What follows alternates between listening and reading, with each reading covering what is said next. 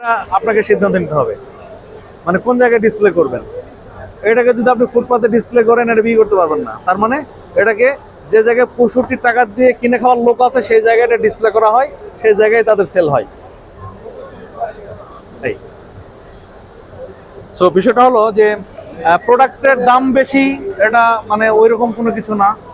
1 টাকা একটা ব্যাগ 3 টাকা, এটা লাগবে 4 টাকা, এটা যদি বেশি মনে হয় অথচ এটা পরিবেশ বান্ধব, তাহলে তো আর তো কোনো কথা নাই। বাংলাদেশে মানুষ, মার্কেট অনুযায়ী বাংলাদেশে 20 কোটি মানুষ, আপনাকে টার্গেট করতে হবে 2 কোটি মানুষকে। 20 কোটি মানুষকে টার্গেট করলে হবে না, আপনাকে 2 কোটি মানুষকে টার্গেট করতে হবে। এই যে ভাইজান, আমি একটা জিনিস জানতে চাই, এটা যে প্রিন্ট সহ এটা কস্টিংটা কত পড়ে? এই ব্যাগ 5 টাকা পড়বে। আচ্ছা, আমি আরেকটা জিনিস,